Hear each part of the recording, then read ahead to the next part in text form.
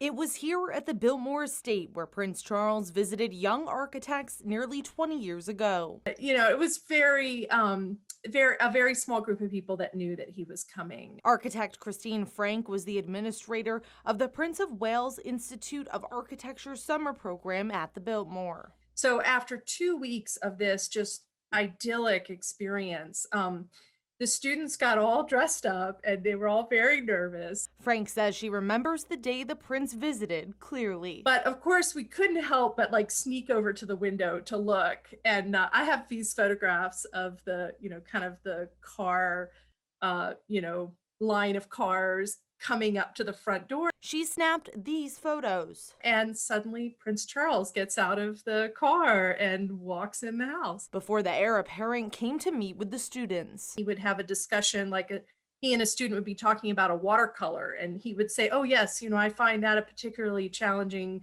pigment to work with. Frank says the visit was kept fairly quiet as to focus on the educational program, but she remembers being impressed by His Royal Highness. I'm just like any other person who, sort of feels a little like Cinderella, when you get to meet a prince. And although Prince Charles' visit here to the Biltmore was exciting for many here in Asheville at the time, it would be just a month later when his divorce from Princess Diana would captivate the world. And as a young woman who, in my generation grew up and got up early in the morning to watch his wedding to Diana, I'm not immune to the stargazing.